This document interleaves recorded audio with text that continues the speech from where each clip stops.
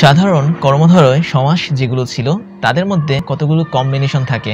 এই কম্বিনেশনগুলো হচ্ছে পূর্বপদ যদি বিশেষ্য বা বিশেষণ হয় তবে পরপদও কি বিশেষ্য বা বিশেষণ হবে। এখন আমরা সাধারণ কর্মধারয় সমাসের কিছু এক্সাম্পল দেখব এবং এদের এক্সপ্লেনেশন দেখব এবং খেয়াল করব এরা আসলে কিভাবে তৈরি হচ্ছে। আমরা সাধারণ কর্মধারয় সমাসকে 4টা ভাগে ভাগ করতে পেরেছিলাম। তার মধ্যে থেকে প্রথম দুটো ভাগ বা দুটো কম্বিনেশন নিয়ে আজকে আমরা জানবো। একটা কম্বিনেশন হচ্ছে কি পূর্বপদ যদি বিশেষ্য থাকে পরপদ কি বিশেষ্য হবে, এবং পূর্বপদ যদি বিশেষ্য থাকে পরপদও কি বিশেষণ হবে, এবং এদেরকে আমরা শর্টকাটে লিখতে পারি বিশেষ্য বা নাউন, বিশেষ্য বা নাউন। আর এটা কি বিশেষ্য বা নাউন, বিশেষণ বা অ্যাডজেক্টিভ। খেয়াল করি তো এখানে এই এক্সাম্পলগুলোর দিকে, এরা সবাই হচ্ছে কি আসলে কর্মধারয় সমাস এবং এরা সাধারণ কর্মধারয় সমাসের অন্তর্ভুক্ত। প্রথম এক্সাম্পলটা দেখি, দাদা ভাই। খেয়াল করি তো দাদা এটা বলতে কি একটা নাউনকে বোঝায় না, বিশেষ্যকে বোঝায় না। অবশ্যই দাদা মানে হচ্ছে কি একজন ব্যক্তিকে বোঝাচ্ছে, তাই দাদা হচ্ছে কি এখানে নাউন বা বিশেষ্য। ভাই এটাও কি একটা ব্যক্তিকে বোঝাচ্ছে বা নাউন। তার মানে দুটো নাউন যখন পাশাপাশি বসে একজনকে বোঝায়, যেমন দাদা ভাই বলতে আমরা আদর করে দাদা কিংবা দাদুকে দাদা ভাই বলি, তাই এখানে দাদা ভাই যেহেতু দুইটা ওয়ার্ড এবং এই দুইটা ওয়ার্ড কি বিশেষ্য, তারপরেও দাদাভাই বলতে আমরা হয় দাদাকে বোঝাই কিংবা দাদুকে বোঝাই, তাই দাদাভাই মিলে কি একটা সিঙ্গেল ব্যক্তিকে বোঝাচ্ছে এবং এই সিঙ্গেল ব্যক্তিকে বোঝানোর মাধ্যমে সে কি তৈরি করেছে, একটা কর্মধারয় সমাস তৈরি করেছে। আমরা এগুলোর সবগুলোর এখন পেশ বাক্যগুলো দেখব। যদি দাদাভাই থাকে আমরা এটাকে লিখতে পারি যিনি দাদা তিনি ভাই। তার মানে এখানে যিনি দাদা হন তিনি কি ভাই হন, তার মানে এখানে একটা মানুষকে বোঝানো হচ্ছে, হয় সে দাদা হতে পারে কিংবা দাদু হতে পারে। আর এটাই হচ্ছে কি আমাদের সাধারণ কর্মধারয় সমাসের একটা প্রকারভেদ। আমরা পরেরটা দেখি মৌলবী সাহেব, এবং এটাকেও আমরা সচরাচর এই নিয়মেই কি করতে পারি, কর্মধারয় সমাসের ব্যাস বাক্য বানাতে পারি। অর্থাৎ যদি আমাদের পাশাপাশি দুটো বিশেষ্য থাকে তবে আমরা কিভাবে করব, মৌলবী এখানে একটা নাউন বা একজন মানুষকে বোঝাচ্ছে, সাহেব এখানেও কি একটা নাউন বা মানুষকে বোঝাচ্ছে। তার মানে আমরা লিখতে পারি যিনি মৌলবী তিনি কি সাহেব। তাহলে এটা হচ্ছে আমাদের এই সমস্ত পদটার ব্যাস বাক্য। পরেরটা দেখি ডাক্তার সাহেব, এটাকে আমরা একইভাবে লিখতে পারি, ডাক্তার হচ্ছে একটা নাউন, সাহেব হচ্ছে একটা নাউন বা বিশেষ্য, এবং ডাক্তার সাহেব বলতে আমরা স্পেসিফিক একজনকে বোঝাই। ঠিক তেমনই মৌলবী সাহেব বলতেও কি স্পেসিফিক একজনকে বোঝাই। তাহলে যিনি ডাক্তার তিনি সাহেব।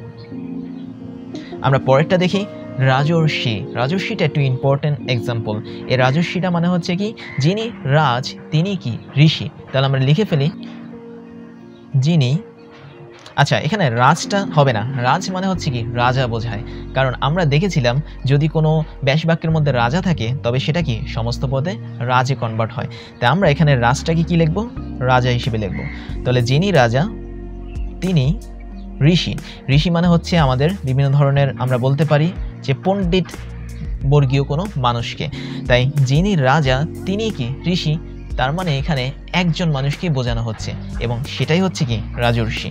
তাহলে এখানে যতগুলো এক্সাম্পল আমরা লিখেছি সবগুলো বলতে একটা স্পেসিফিক মানুষকে বোঝানো হচ্ছে এবং সেই মানুষটারই দুটো নাম পাশাপাশি বসানো হচ্ছে। পরেরটা দেখি খোকা বাবু। এখানে আমরা লিখতে পারি যে খোকা সেই কি বাবু। তার মানে যে মানুষটা খোকা সেই মানুষটাই কি বাবু, তাহলে খোকা বাবু একটা স্পেসিফিক ছেলে। পরেরটা দেখি গোলাপ ফুল। তাহলে গোলাপ এটা কি একটা নাম বোঝাচ্ছে এবং ফুলটাও কি একটা নাম বোঝাচ্ছে, কারণ গোলাপ বলতে এখানে গোলাপি বোঝাচ্ছে না, গোলাপি হচ্ছে একটা বিশেষণ বা কালার বা রং। বাট এখানে গোলাপ যদি বলি তাহলে একটা ফুলের জাত বোঝায় এবং ফুল বলতেও কি একটা নাউন বোঝায়। তাহলে গোলাপও হচ্ছে কি একটা বিশেষ্য, ফুলও কি একটা বিশেষ্য। তাহলে আমরা লিখতে পারি যা গোলাপ তাই কি ফুল।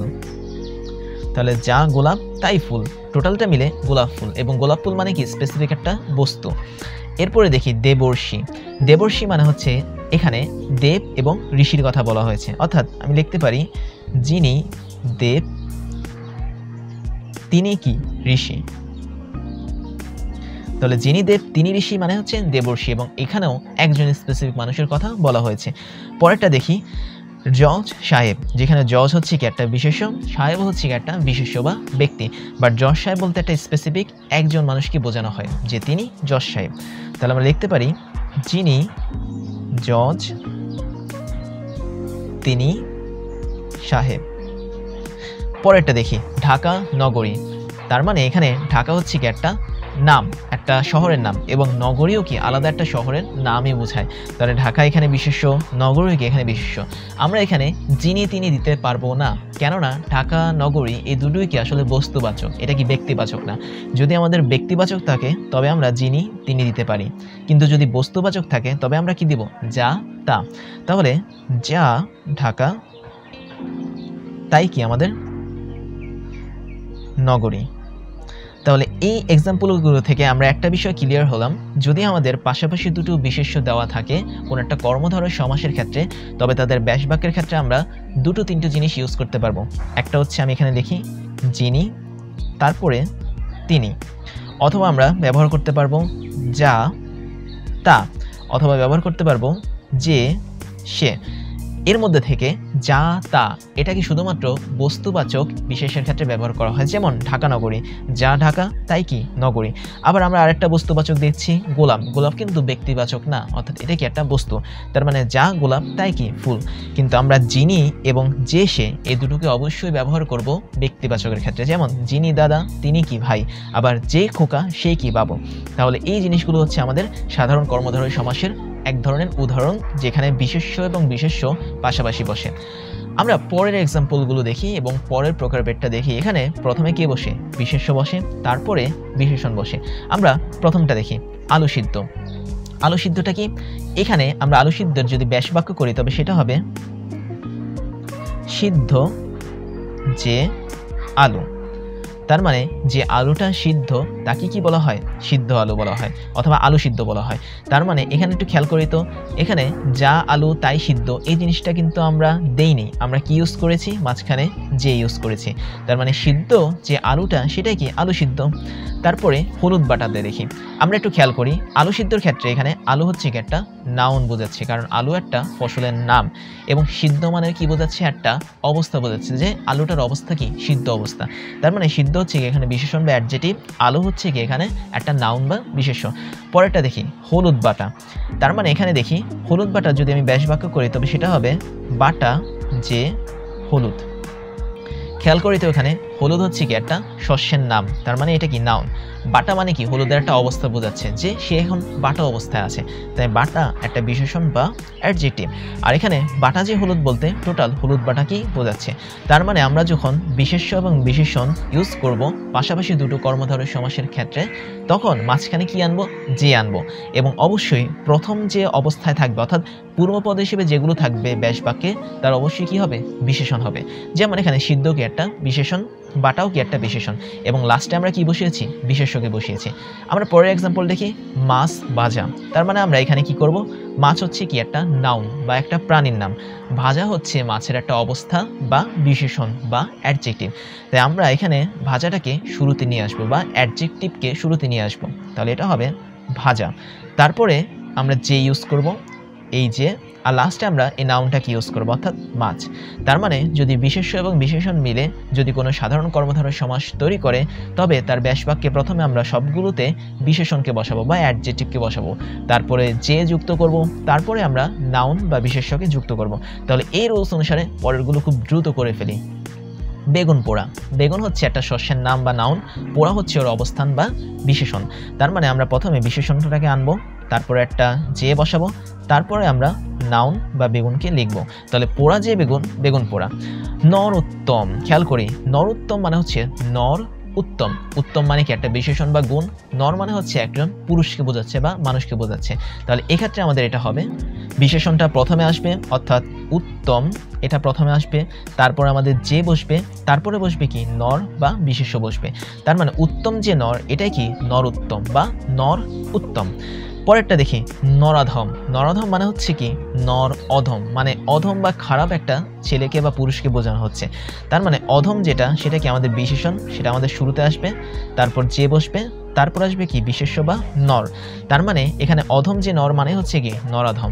পরেরটা দেখি পটল ভাজা। পটল একটা শস্যের নাম বা নাউন, ভাজা হচ্ছে কি তার অবস্থা বা অ্যাডজেক্টিভ, তাই অ্যাডজেক্টিভটা আমাদের আগে চলে আসবে ভাজা, তারপরে যে বসবে, তারপর বসবে কি পটল।